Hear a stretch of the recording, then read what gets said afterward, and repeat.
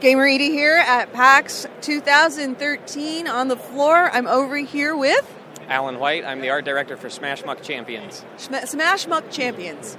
How would you describe this game? We're a free-to-play, action-packed MOBA. So we're a lot faster paced than the traditional MOBA. We're shooting for about a 5-minute average game time. We've really strived for a lot of accessibility in our MOBA and really making sure players can jump right in and have fun and make a big difference for their team right away.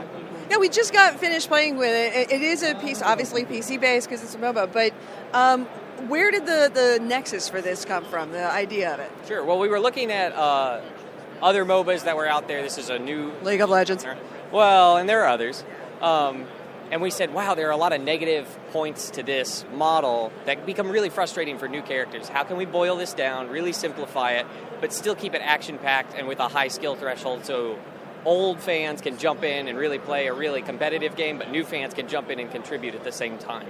Now, there seems to be, we just played, Goalie actually just played 2 different games, and there are multiple game modes, correct? Correct. We have 5 different game modes and 7 total arenas. And it's what's the size of this as far as because we were just playing 3 versus 3. Is it larger? How big can it get? How small can it get? We have a couple 3v3 maps, which is for Plunderball, our capture the flag mode. We also have a 3-player co-op gauntlet game where you sort of have to defend your science station from hordes of enemy robots that have gone rogue. And then we have several different 5v5 game modes, which includes Conquest, our point defense, Siege, which is our spin on the sort of traditional Dota, but with a bunch of zany twists, and then Destroyer mode, where you have 2 giant colossi that are doing immortal combat, and each team has to power their monster up to help defeat the other. So how many characters are in the game that you can play? We have 22 total characters right now. We're almost to 23. Our animator's back at the office right now frantically trying to finish them up. So we're constantly adding characters, and we're adding characters that the fans have designed for us, which is a lot of fun. Okay, now each character has, 3 skills? Correct. So you have 3 skills by default. And if you remember from the pre-round, you're able to select different weapons for your character. So you can set up your character, basically. Yes, some of those weapons will allow you to swap one skill for another, so you can really build the kit that's the way you want to play. Okay. So you said there's different game modes, you said? Correct. How many you said? There are 5 total game modes. And Capture the Flag?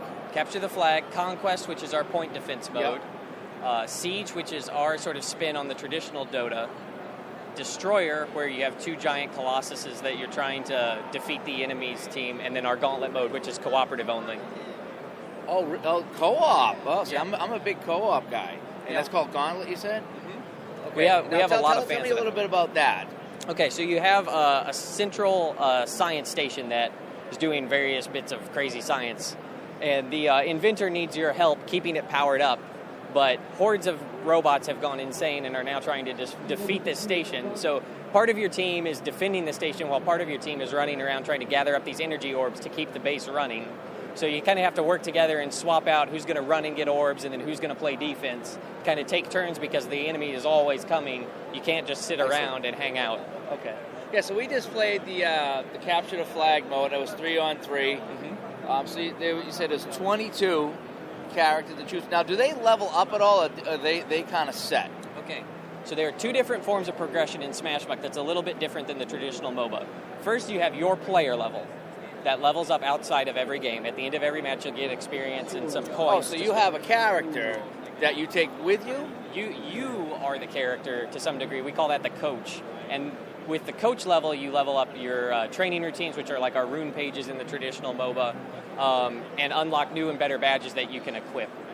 Additionally, every weapon has its own level, and those get more powerful as you use them over time. So even if you're a fully leveled character, you've been playing the game for a long time, you could say, hey, I want to try this brand new weapon, then you'll have to level that weapon up to get it fully maxed. Okay, here's my question.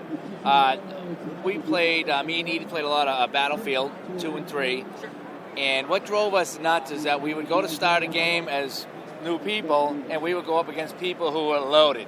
Right.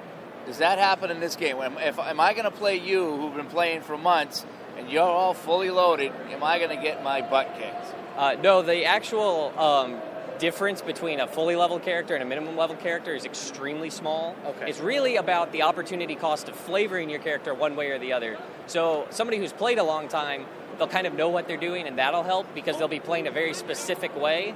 A brand new player will be just as good, but in sort of a more generalized way, or at whatever that character's core role is.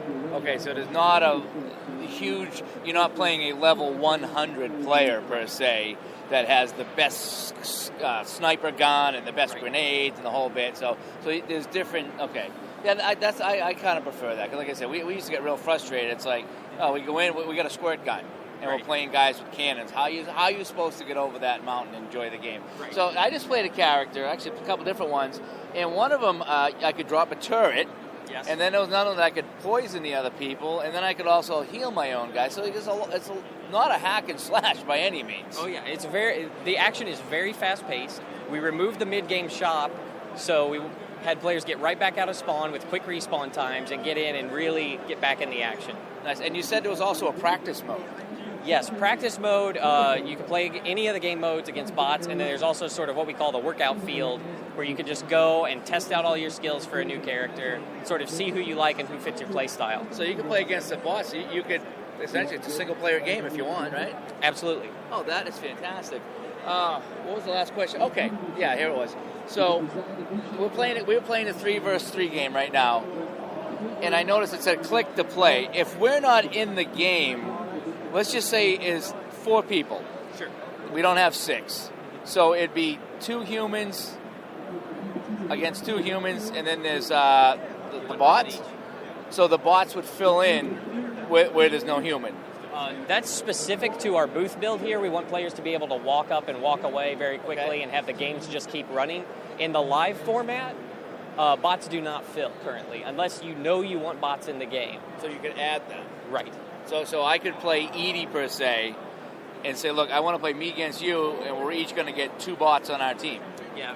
We're adding a custom game setup now, which will open up the door for a tournament and spectator system and all that sort of stuff. That'll be in the next few months, and that'll let you set up the game any way you want to. You can ban specific champions if there's somebody you don't like to fight against or you think is too powerful, and you'll be able to turn on Highlander modes. There's only one of each kind of champion, and that's okay. Now, how could I find Edie or another one of my friends if I'm playing this game? Say, hey, let's play. How do I find them?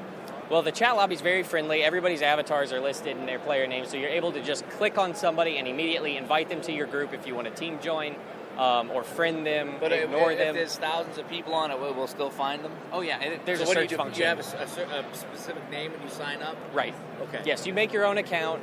You can sign up. We're in open beta now at smashmuck.com.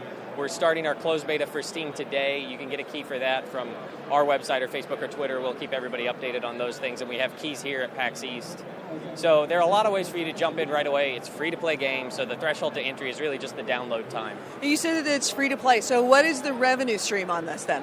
Okay, well, we have a monetized shop, but nothing that you earn or nothing that you could buy for the game with only cash will affect the way the game plays. Those are only vanity items. So anything you would want, like a new weapon or a new champion, you can earn just by playing the game consistently and getting the coins or the crafting parts to make what you want.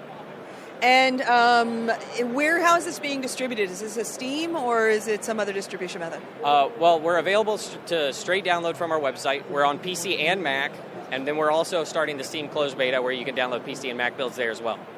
And where would that be, the website? Smashmuck.com. And that is Smashmuck, SMASHMUCK. Correct. Because every time we looked at it, we kept on thinking it said chipmunk. I thought it said chipmunk. My wife saw a chipmunk this morning when I called her, and I come here for a coffee kick, and it says, Chipmunk Champions.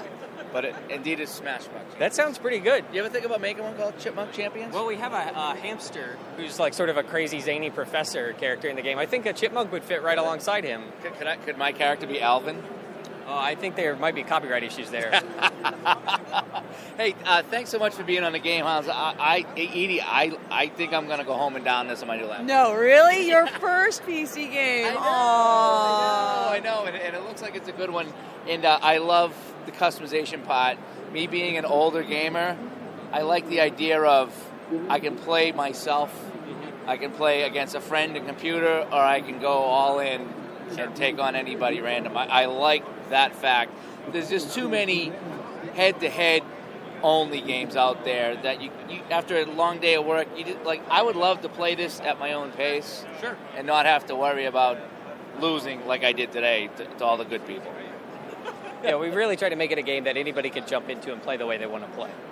Well, thank you so much for speaking with us. It's Smashmuck Champions, and it can be found at smashmuck.com. All right. Thank you so much. Thank you.